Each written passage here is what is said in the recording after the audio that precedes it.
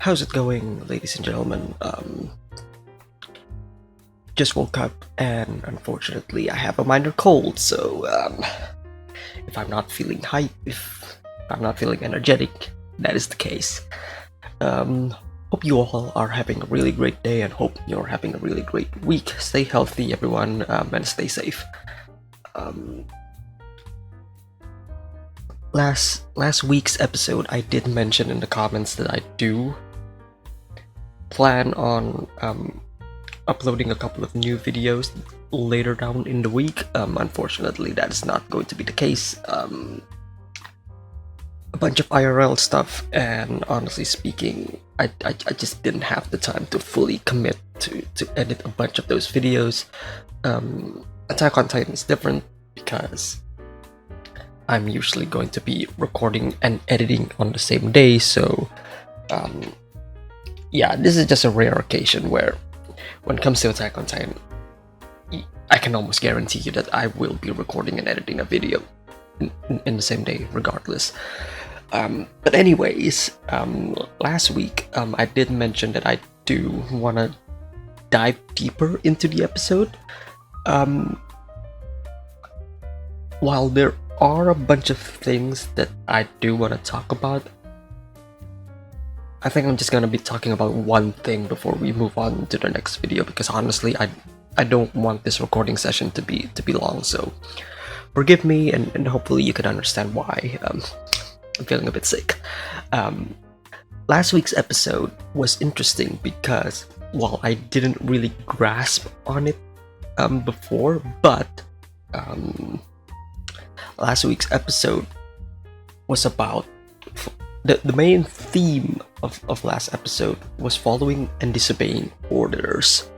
At least that's what I am getting at, because some people watched the last episode and said, the episode is a waste of time, or this episode is focusing on Annie and like what she's gonna do, like that's nothing to the story in general. And to that I say, you're missing the point of the episode. The point of last week's episode isn't to showcase Annie's backstory. No, the main point of last week's episode is to show the main theme of that episode, which is about following orders, disobeying them, and essentially following one's ideology and when to give up on that ideology. We are like we see that theme with Annie, we see it within her father, we see it in Floch and Jean, even at the end with Hanji Levi and Peek and McGaff, and we definitely see it within Kaya and Mia. All of these interconnected little subplots, little stories, what have you, they all share the same thing, which is it's about these people, these characters trying to find their purpose in life, and when they do, it's a matter of whether you want to keep moving with that purpose, or do you realize, no, that purpose is wrong, we need to stop and we need to change. So I thought that's just a great little like thematic episodic last week's episode is just a great thematic episode in general. It's what I'm trying to get at. And yeah, in a show where the main character is essentially a slave to his own destiny, it is an interesting topic to have from last week. Like, when is enough, and when do you get blinded by your own like ego and ideology and what have you? Like, we see it in Floch, we see it in Eren. Even Armin and Mikasa, for example, also have that last week's episode. Like, Mikasa's still asking about, what about Eren? And then Armin says, why do you keep asking about Eren? That's the least of our concerns right now. I mean, I don't know about that, but you know, end the world and what have you. But it is again saying the same themes of disobeying orders and when to follow and disobey them. I guess that's pretty much it. I don't want to dive deeper into it. I didn't really fully prepare myself for this kind of discussion. But anyways, let's start with the next episode. I have it ready. So before we begin the reaction, as always, there's gonna be two versions of this video. You're watching the fully edited highlight reel episode. Whatever. You're watching the full edited version on YouTube right now with the discussion in the end. But there is a full-length timer-based reaction in the description below. So if you want to watch the full episode with me, there's a link in the description below where you're gonna have to have your own footage, your own copy of Attack on Titan, and then you can sync up with the timer that I provide. And with that being said, I guess let's just watch the episode.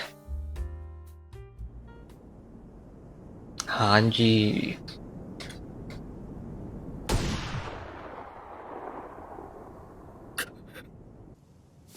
Well, she was crying there. I don't think she was crying in the manga. Maybe I misremember. But great little detail.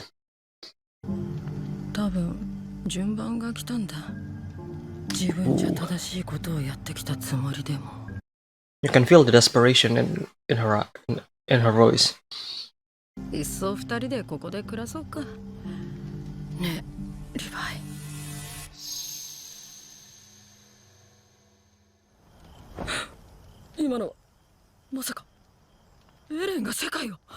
Yep. Levi's like, yes! Levi went out for like a day or two, and then when he wakes up, the first thing he does is like, where's that shithead little fucking monkey? Oh. Oh.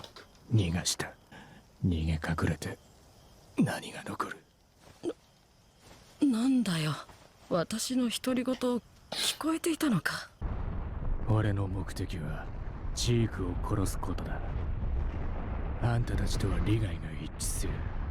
テオマガとピークフィンガー。An unlikely alliance.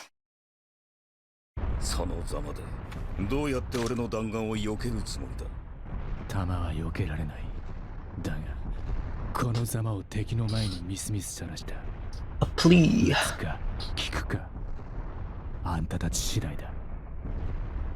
The choice is yours. Make a choice of no regrets.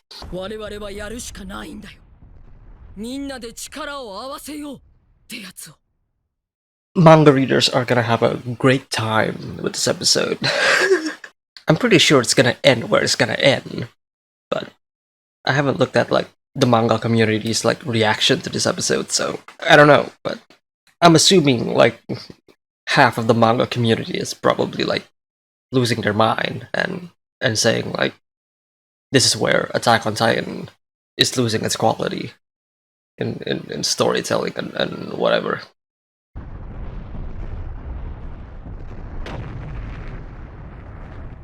Oh wow, love the foreground Colossal Titan there. We're seeing all of our characters sleeping. Poor Reiner, dude. Let Reiner rest, for fuck's sake. Fucking Isayama, just let him die already. Like, come on.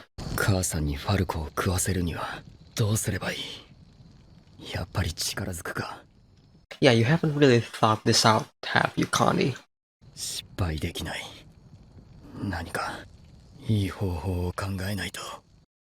You're already having second thoughts. There's that self-doubt in him.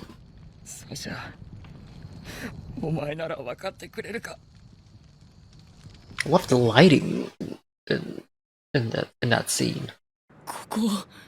ラガコ村。どうしてわかった。昨晩あなたの独り言が聞こえてきました。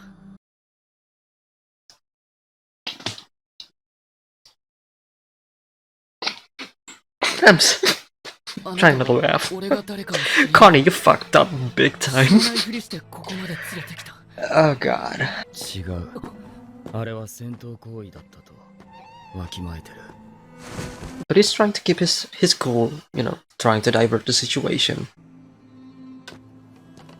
Oh, that looks great. これを俺に見せてどうするつもりですか？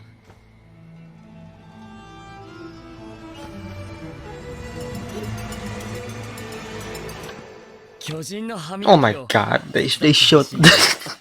こんな貴重な体験めったにないぞ。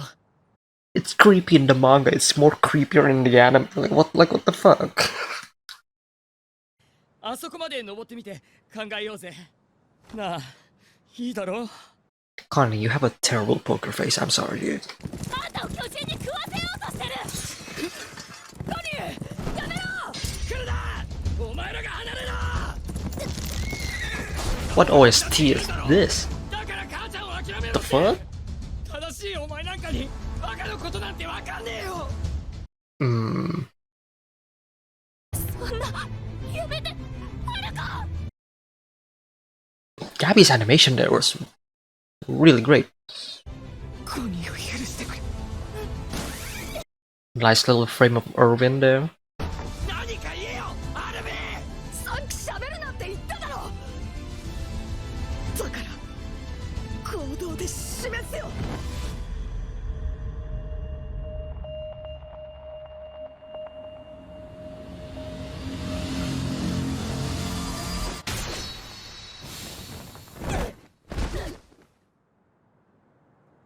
母ちゃんには立派な兵士になれって言って送り出された。なのに息子は子供と友達を殺すかもしれなかった。僕もだよ。団長の代わりになれなかった。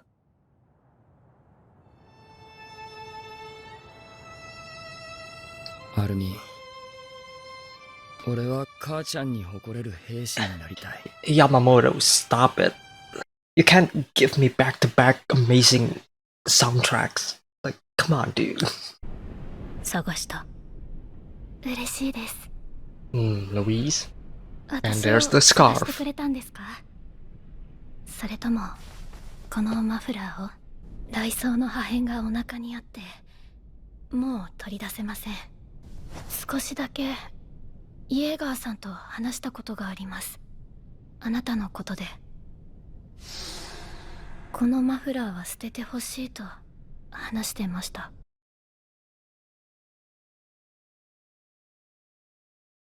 このまま私と返して。悔いはありません。あなたの背中を追いかけて私は心臓を捧げて生きたのですから。 That was a pretty good scene.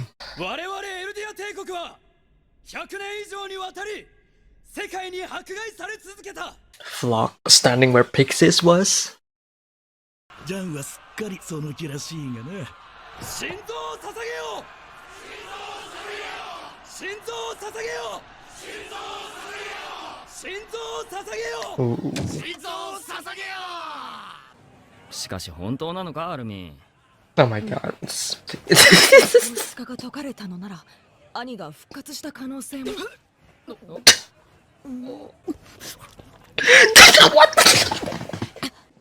ごめん、並ぶのに時間かかって。っていないし。 And they're gone. 帝国民の諸君、よく集まってくれた。これよりエルディア帝国にあだなす2人の義勇兵を処刑する。それは同時に我々イエガー派が世界を治めんとするエレンの意志を継ぎ、このパラディ島の統治を宣言するものである。気が変わったのなら今のうちに。俺はマーレから故郷を救うため。 Okay, I love that they're playing the fall of Marley for the background music for the scene. 俺の故郷は潰され、俺の Very 家族は fitting. 皆殺しだ。で、残ったのは出来の悪い排外主義者のクズ野郎どもか。 calling them out. 黙ってないでなんとか言えよちゃん。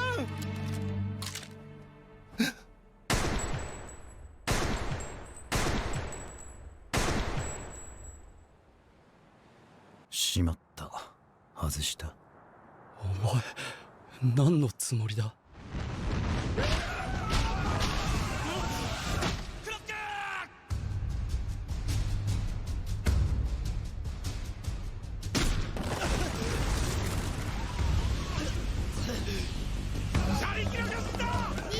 Making it seem like Jean is the one who saved Floch. I always love that. ミカサはどこだ。 But Floch is smart. 誰かこっちを見てる。 Who could it be? I mean, I know the answer, but 車力は何ヶ月も巨人になったままでいられるんでしょ。歯磨きとかしないの。失礼ですよ、女性に対して。あのまま耳を塞いで部屋にこもっていたかった。でもそれじゃあ骨の燃え those か ashy すのを許してくれ bones. たんだよ。ちゃん、言ってる意味がわからないけどありがとう。起きな。 Rhino's trying to sleep, bro. Like, just let him sleep. 落ち着いてライナー。安心してください。みんな味方です。時間がねえ。早く行くぞ。どこに。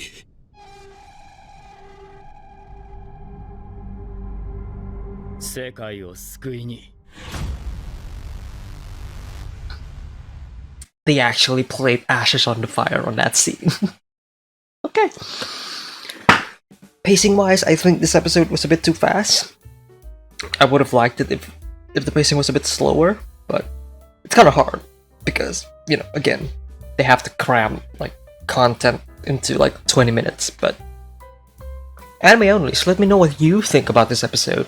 Obviously, I'm gonna go to YouTube and see a bunch of other anime only's reaction to this, but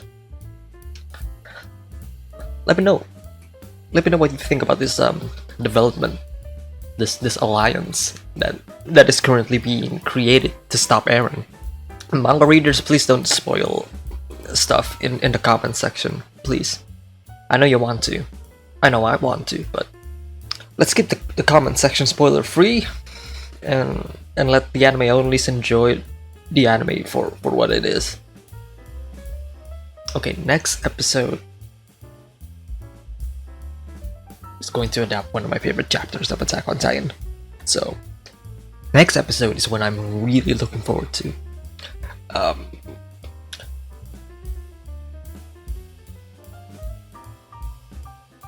Okay, this episode, I would say my biggest issue would probably just be the pacing. I think it's slightly too fast, especially when it comes to resolving Connie's overall conflict in the beginning. I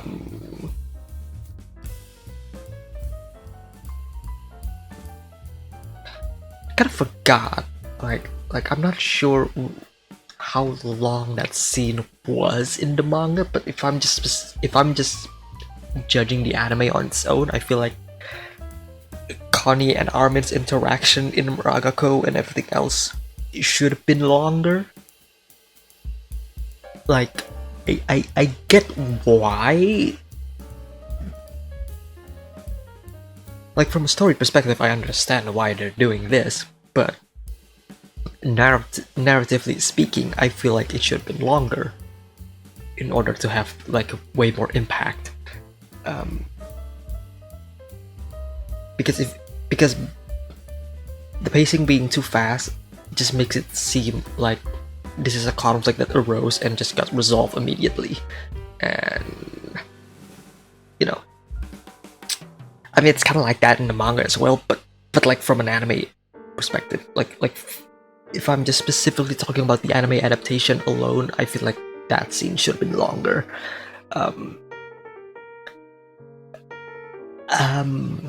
Other than that, I think this episode was fine. You know, speaking from an adaptation perspective, like it's okay, it's fine. Story wise, I don't have a problem with it, but I can see and I can fully understand why a lot of manga readers don't have an issue with this. The issue that a lot of manga readers have with this section of the story is simply because, again,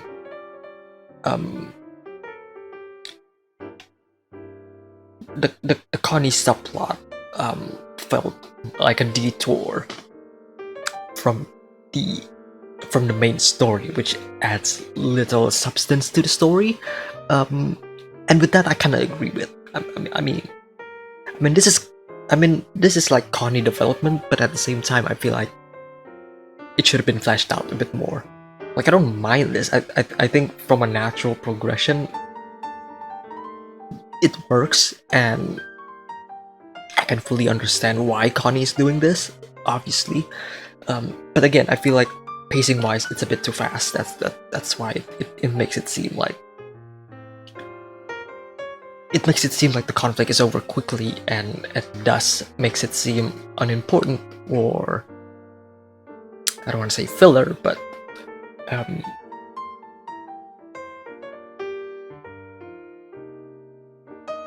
it makes it seem a bit kind of like, again, it's hard for me to pinpoint what it is that I'm feeling, but again, it's like, pacing wise, it's a bit too fast. This entire section would have worked if they focused more on it and fleshed it out a bit more. But otherwise, yeah, it felt a bit too fast, and it felt like they resolved it pretty quickly. I mean, we are technically halfway into the episode, but again, 20 minutes isn't really that long. Again, showing this episode continuing the themes of the previous episode regarding obeying and disobeying orders and following, whether it be your own will or somebody else's. Louise having the scarf, unfortunately she has a thunder spear shrapnel in her, so it's not technically a spoiler, so this isn't really a spoiler, but we don't really get to see Louise again after this. So this is technically the last time we're going to be seeing Louise in the anime and in the manga. Correct me if I'm wrong, but I don't remember seeing Louise again after this scene in the manga. Like, this is the last we get to see her. This is interesting. Louise saying that Eren wanted to throw the scarf out. Now, obviously, as a manga reader, I know the significance, and I know, Eren's mindset in all of this, but for anime onlys, what do you think about this? Like, we know for a fact that Eren was basically lying to Mikasa when it comes to her being a slave and following mindless orders because she's an Ackerman and whatnot. Like, we know that is fake. We know that's a lie that Eren conjured up because Eren wants to push away his friends, right? Like most of us already know that is the case. But what about this scene where we're not getting this information not from Eren's perspective, which we know is wrong, but we're getting it from somebody else's perspective, from Louise, who is saying that Eren wants to throw the scarf out, to throw the scarf away. Like anime onlys, what do you think about it? What do you think about this? Because I think this kind of gives us a glimmer of Eren's mindset. Like, let's say Louise is telling the truth, that and what Louise is saying is true, then how do you make of this? Like what's Like, what's throwing the scarf away mean to Eren, to Mikasa, and to you, the audience? Like, what does it symbolizes? I mean, the pretty big and obvious symbolism is, of course, throwing away, letting go of the past, and looking forward into the future, like that. Like, that is the most obvious, like, symbolism, right? Eren saying, no, you gotta let me. Eren basically saying, hey, I'm not perfect anymore. You need to move on with your life and what have you. And if that is the case, then Mikasa is the polar opposite, saying, no, I don't want that. And so she takes the scarf back, basically rejecting Eren's wishes. Right.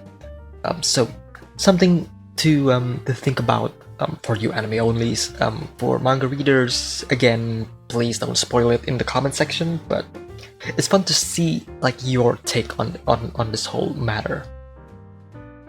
Excluding the ending, of course, because if we're including the ending, then we know the significance. But if we're excluding the ending and we're just looking at it purely from a narrative perspective, from this point on in the story without knowing the future, what do you make of this?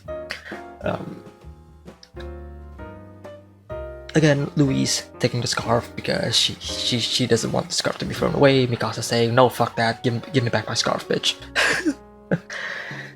And then Mikasa leaves Louise. Louise is talking to herself, and Mikasa's like, okay, no, I'm not gonna listen to you. Bye bye. I thought that was kind of funny. Seeing the Colossal Titans again in the background really adds to the atmosphere, and now we're seeing kind of like the ending of the rumbling. Hang on, I forgot to turn off the overlay. Okay, we're seeing the final bits, like the tail end of the rumbling, which kind of goes to show like this entire stampede has been going on for like a day. Yeah, a day or two. Like this has been going on for like 2 days, and it keeps like going and going and going. But now it seems like we're finally at the tail end of this, and we don't know where this is. Like, if this is like in Shiganshina, okay, yeah, but if this is like somewhere in like the middle section of the wall, technically speaking, the rumbling is still moving, right? Again, just kind of goes to show how big and massive of a scale this rumbling truly is. I mentioned this in the episode reaction. The Floch is basically standing where Pyxis was during, what was it, episode 3? Yeah, episode 3. 2 or 3? No, episode 3. Episode 3 of Final Season Part 2, where Pyxis was standing there after he got out of prison and saying, listen up, you know, to all of these Eldian soldiers, you know, like, this is the plan, this is what we're gonna do, blah blah blah. This is the exact same like place where Pyxis was standing. So to see Floch standing where Pyxis was kind of goes to show, you know, like Floch's position right now, being as like the de facto leader of Eldia. And again, kind of goes to show how much Floch has developed as a character. Like, love or hate him, you cannot deny that Floch is probably one of the best written, like, new characters that Isayama has put out. Like, if you hate Floch, then it kind of goes to show how well written he is. He is written to be hated. Some people love that aspect, and some people hate him for it. So, love or hate Floch, I you know, you can't deny that he is a great written character. This was hilarious. Actually seeing it animated actually makes it all the more funnier. I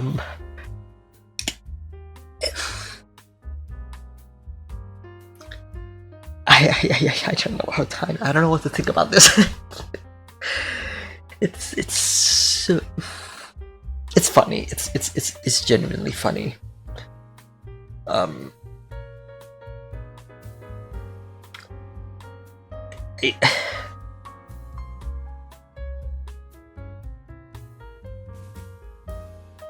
I'm not even gonna comment on this. Yeah, let's just move on.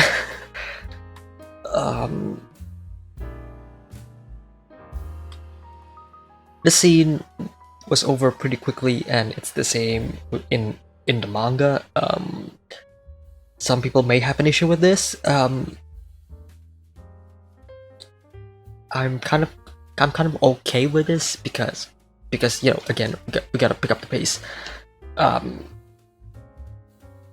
Because all of the people, some people would say like, what kind of reunion is this? You know, like let me go back. Like some people would say like this reunion was like over pretty quickly, and they just accept that Annie is there, and they just move on. Without really spoiling too much, that is essentially the main focus of the next episode.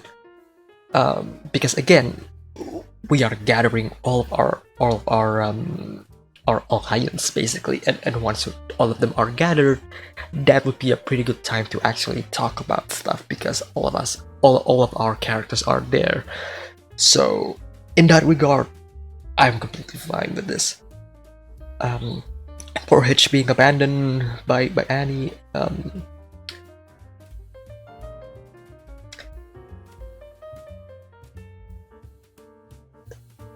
This scene where Jean saves, quote unquote, saves Floch, I think was really well done.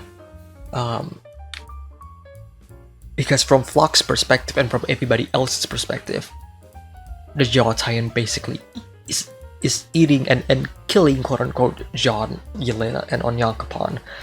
So them seeing Jean kind of basically saving Floch is basically looking at Jean as like a hero and still on his side. Can't really say the same thing about Floch, because Floch is smart. He has the brains, right?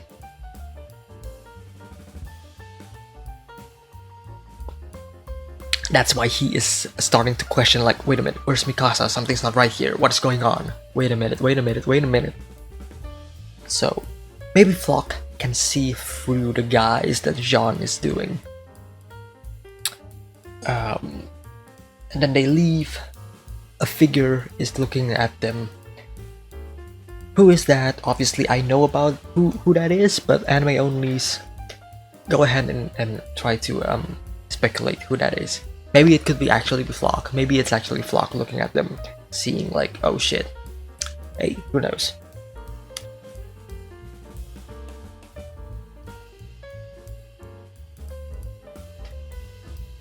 This is great. Jean telling those ashy bones will never forgive me. Who do you think Jean is referring to here, currently?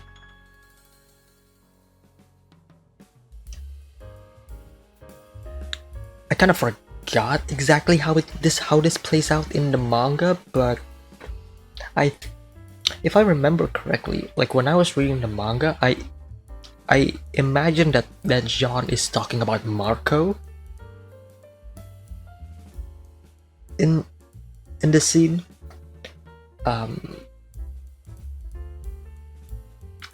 Because Marco is like essentially like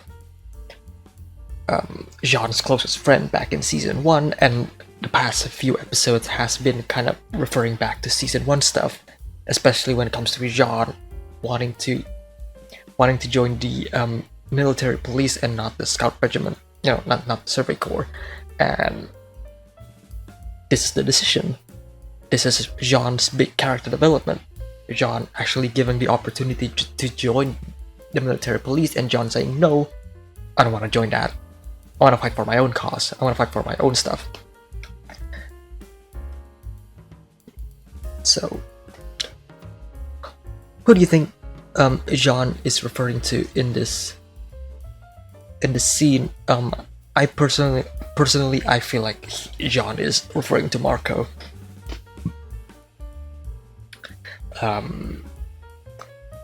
And I think that's pretty much it when it comes to my discussion. I don't think there's any more stuff during this. Oh yeah,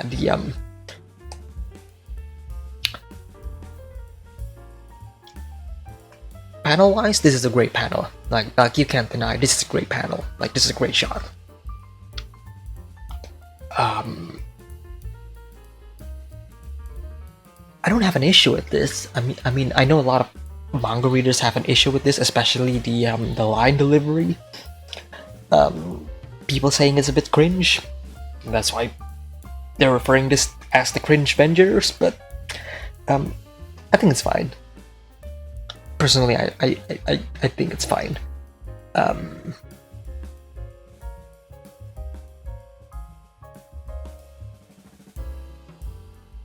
What else do I want to say? Not much, actually. That's pretty much it. All right. That is the discussion for this episode for Attack on Titan. I got nothing else to say. Maybe I'll do another deep dive into the episode next week. Again, like I said, I'm feeling sick, so honestly, if I'm being genuinely honestly speaking, I think the only content that you're gonna get on the channel for a while is gonna be Attack on Titan content only. There's a bunch of news that I want to talk about. Some stuff that I do want to talk about, but I again, not feeling it. Hopefully by next week I'm feeling okay. It's been a very hard week. Anyways, hope you enjoyed the reaction, hope you enjoyed the discussion. If you do, hit the like, subscribe as always. And I will see you all next week for the next Attack on Titan reaction. Take care, guys.